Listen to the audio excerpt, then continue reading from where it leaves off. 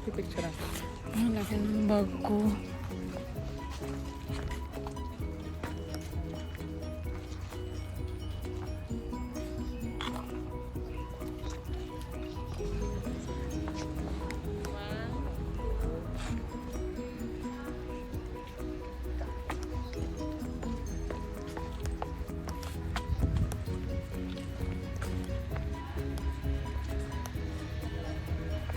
Mamaya balik tayo sa.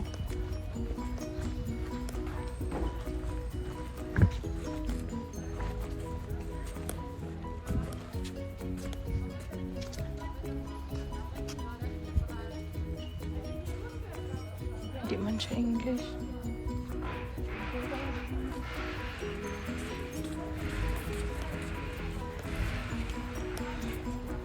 Ikuhanan mo nga ng photo yan, di? Ako nga.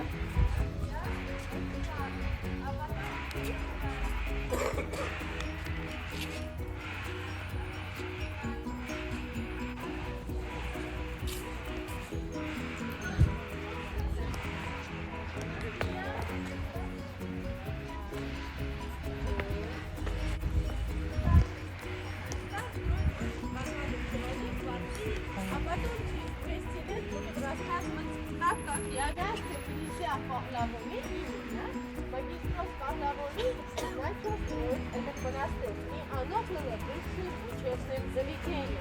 Но говорят, что у этого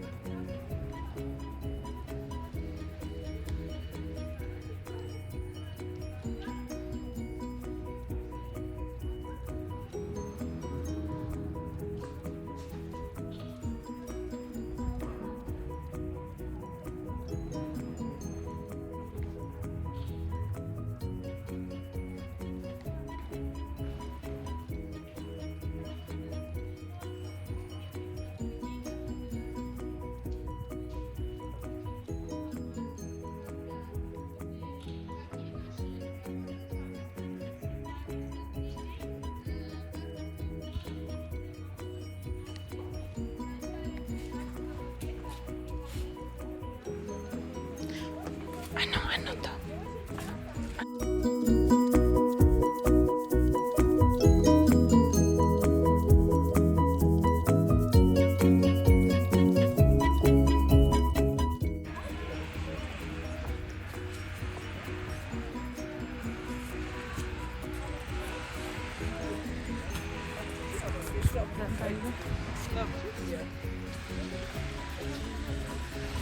Ano monastery?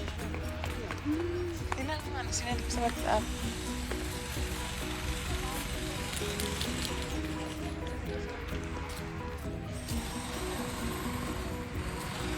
Ganda na.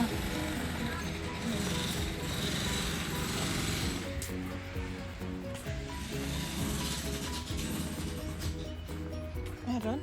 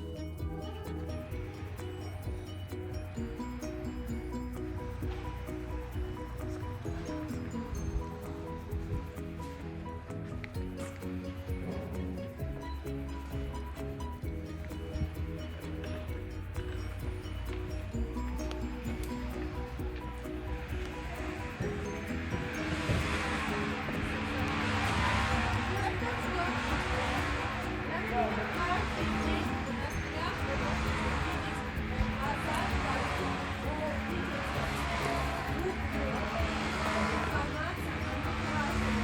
красный. То есть вход был красный. И внутри церкви все было покрыто красным. Кажется, что ничего нет, нет. В Армении, конечно, они в основном были красные. Тут вы сидите справа и на стенах. Рядом видите такие ромашечки. И особенно на очень красный приходит, почему красят ромашки, или высечены ромашки. Дело в том, что ромашки сейчас реально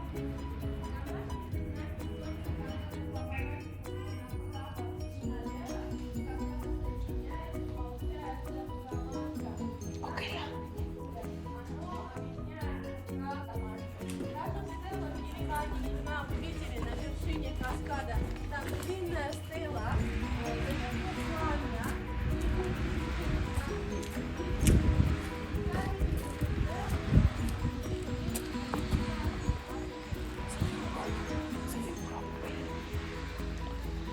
Wala pa tayo. Sa ano pa lang ito, monastery?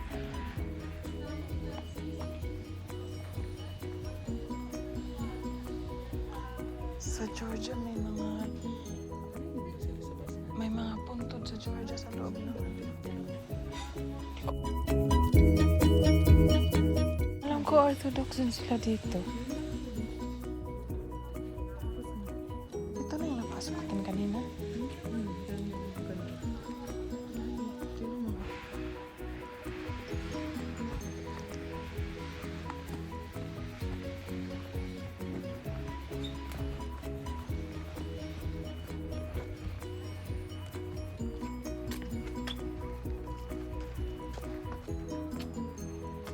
Pwede ba dito dumaan?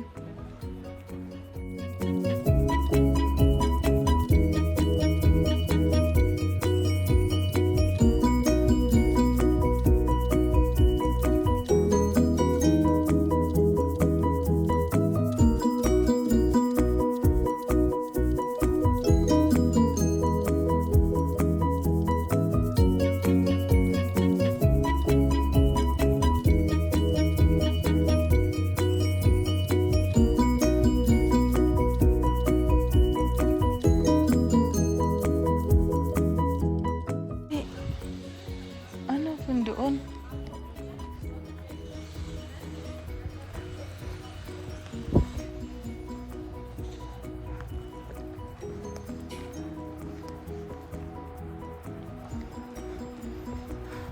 Hinahanap kita.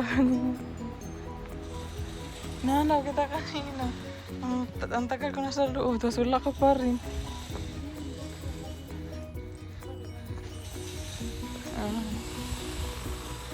Ano na lang laman sa bag? Wala nang daanan dito.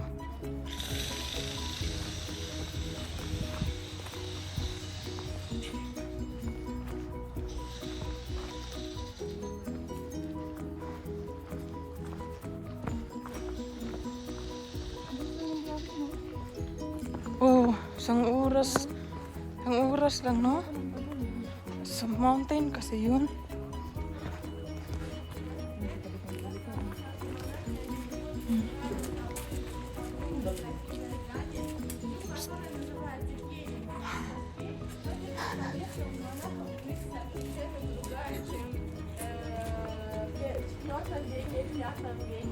И я хотела немножко говорить о Григории Путителе, хотя так как это Григория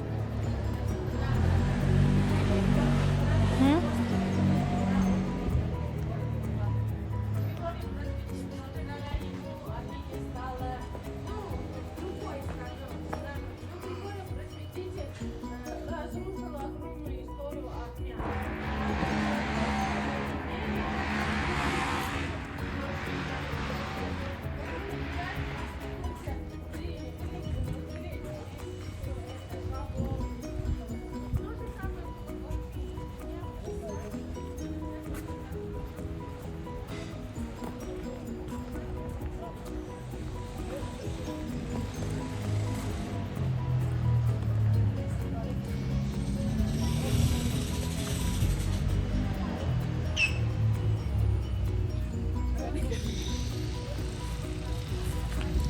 Diyan tayo.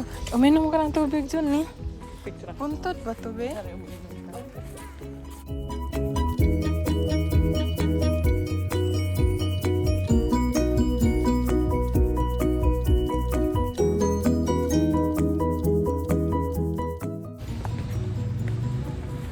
Tapos ako yung susunod.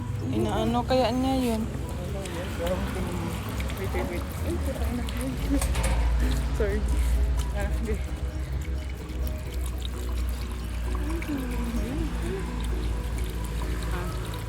Papanggap ka eh. Oo, wait lang.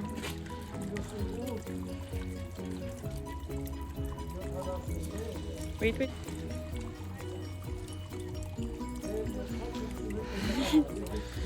Sisi ka pag hindi ka uminom. Bakit? Dapat dito ka sa view na to. Okay na. Wait.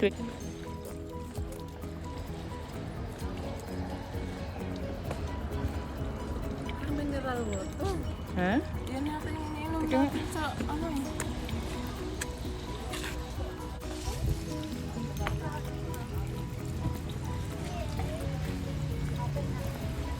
Isa pa. Masarap, Dito. malamig.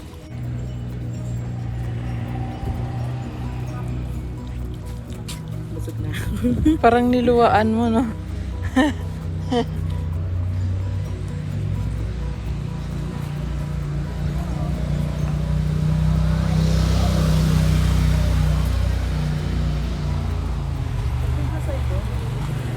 Tara. Kasama nga natin dito.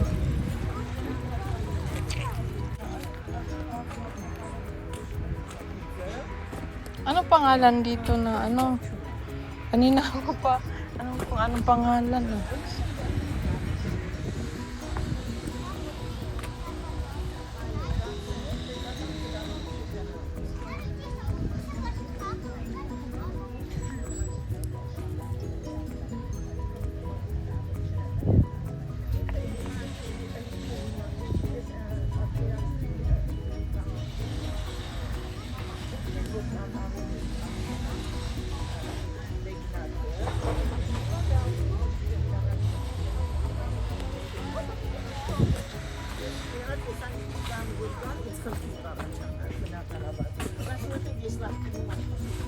Ano yan? Puntod yan?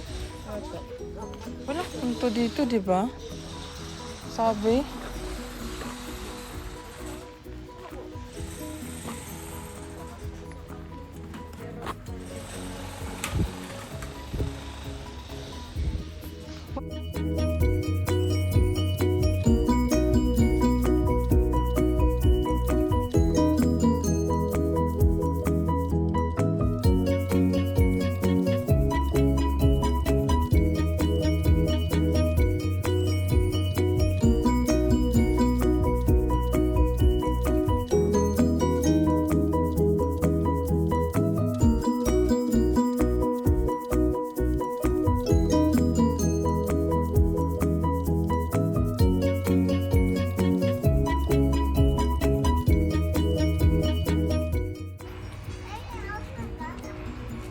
Catholicos of all Armenians.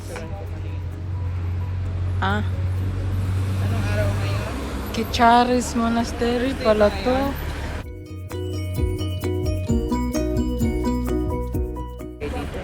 Ha? Kecharis Monastery. Kecharis.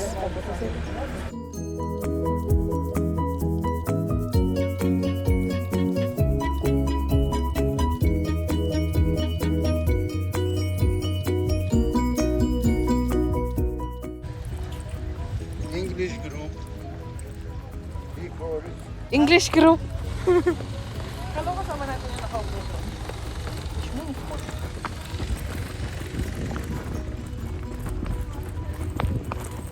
Heard from this, I say, you know, Tsaghkadzor means blooming gorge of flowers. Because when they started to build this here a fortress, a royal dynasty, Pahlavani, in 11th century, there was very beautiful garden of flowers. 4 princesses, but one crazy wind destroyed her garden, and that's why it is called blooming gorge or gorge of flowers. The reason why the name is Tsaghkadzor. But more serious, yes, the name of the monastery is Kecharis, which means birch tree. You know, actually, for birch trees, the climate in Armenia is not very good. But here we have birch garden. We had a birch garden. That's why they say this is a birch monastery. And birch tree, if you don't know, from behind us, that are birch trees. These are birch trees. Even have you been in Belarus or not? They have juice from birch tree. It's very tasty. It's not very sweet, but they put a cup under the birch tree, and if they put even 3-liter pot under, in the morning they can drink that juice, and it's very tasty, and of course it's very useful for us. Yes, you know, the church which is in front of us, that is from 11th century, 1033, 11th century. Gregory the Illuminator church, and it is active church. It means every morning, evening, Sundays, there start official liturgies, and the monks, they don't live here. A little bit down there is a building where the monks live, and you know, for me, what is interesting, I'm sure you noticed that there were a lot of kids here. It means that noisy kids were here, and then they go, I don't know, to celebrate something, birthday. But Armenians used to start their day, if they have a holiday, free day, vacation, from this place. And it is coming, it is many thousand-year-old tradition. Maybe we are Christian from 301, but many thousand years Armenians used to visit pagan shrines, pagan temples, and they continue visiting Christian churches. And you know, for me, how amazing it is that, for example, now my kids, they will say, Mom, you know, they understand what is Christianity, but they also understand what is universe, what is other religions, and maybe they will explain you something that when I was a kid I didn't know. We were studying like a robot, that okay, in 301 you became a Christian country, and your only thing is to be honest, not to kill, I don't know, just to put a candle to pray, and it will be over, and to be baptized. But now they understand this. It's very good. Even in a Christian church, you know, sometimes when I talk with the bishop, I say, okay, this is a Christian church, but I see a coat of arms, a carving which is not Christian. Why? It is from 14th century, for example. And they answer me, yes, once we were some worshippers. That's why you will see a bull, you will see lions, you will see eagles on Christian churches. And of course, it's not Christian. It was not Christian. We kept from our old traditions. Even you see the flowers, carvings of the flowers on churches. Why they decided to decorate with the flowers? Of course, it is not a flower. That are the symbols of eternity, which are turning right and left. And when you join them, it will be like a flower. And in Armenia, in our architecture, it means the nature of Armenians, the essence of Armenians. Every detail you can explain in an Armenian church, starting from a door, ending from a place of the altar. Doors are the west, I'm sure you see, because on the southern walls you can find even, you see there is a sundial on it, and down the stick, by means of shade, they can guess the time, and down the stick, instead of numbers, they have letters, because Armenians up to 13th century were using, even up to 15th century, we were using letters instead of numbers. That was an Armenian alphabet. The Armenian alphabet is based on swastika sign, that eternity sign. You know, in a swastika, if I want, I can write 36 letters of Armenian alphabet. Now we have 39, but the 39 were added later, which mix everything. And for me, it's very pity when people say that. My kids too, when I say them, you know, your alphabet is many thousand years old, they say, oh no, mommy, our alphabet was created in the 5th century by Mesrop Mashtos. In his vision, he saw. It can be true. This man, Mesrop Mashtan, was a great person who brought back our alphabet, but he didn't create our alphabet. You know, everywhere on the walls, why I talk about this? Because you see the carvings of Armenian letters, and I'm sure that Armenians, when I finish, they will try already to find that in a one letter, there is written 6, 7, 8 letters. And the base of that letter is A. Did you have asked your question why mainly the alphabets they start from A? Because A is the symbol of the sun.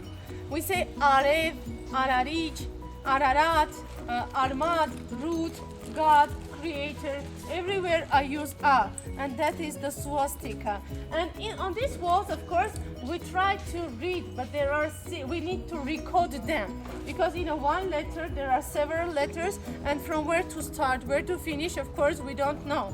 But the whole information of our history was given in this way, not only in handwritten books, but also carved on the walls. That's the reason that we were able to keep our religion, traditions, culture, for example, connected with Artsakh. You know, dear guests, maybe officially in 1921 it was given to Azerbaijan, but they signed a treaty for 100 years. And now it's over, that period of that treaty, the Kars Treaty, it is called. But in that country, I will ask one day me, Georgian, Azerbaijani, Turkish tour guide with a UNESCO member to enter and to start to read this, to talk about this, construction. It will be very good thing for us, because, you know, for me it's very pity when you see a cross stone, and in Azerbaijan they tell that in Artsakh that are Albanian cross stones. Okay, it is Albanian, but why it is written in Armenian on that cross stone? Because there is a mixed letter, in one letter 7, 8, and they can't read. Or they use secret ways, they don't read, and they say this is Albanian. But of course I can read, and I can explain that it is not Albanian. So the active church is from the left side, and the entrance is, you know, from Northex. In front of the church, the building, huge building that is called vestibule or Northex, and you know, Northexes are for us. We can enter through a Northex, and Northex is the symbol of the sun. That's the reason you see sundials mainly on the walls, on the south wall of the Northex. And when you enter, I'm sure you find there a window on a ceiling. In a church, you will not find a window because there is a dome. They are central domed, but there you will find.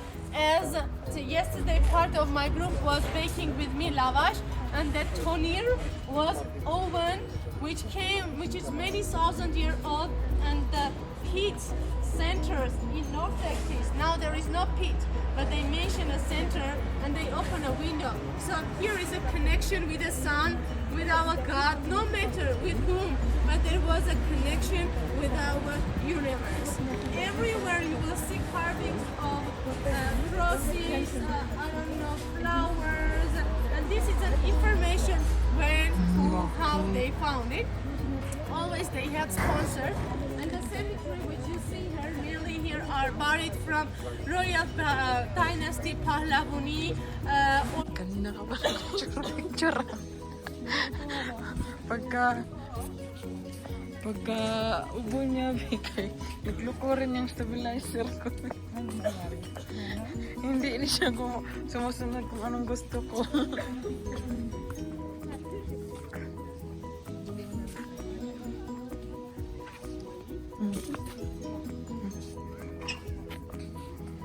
Lumayo ka naman.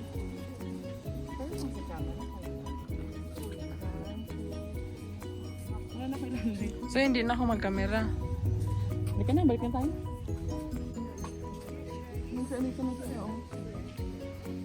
Alam ko hindi naman pwedeng yung nalunok mo yung ano. Ay, kaya pala, may tubig naman pala dyan.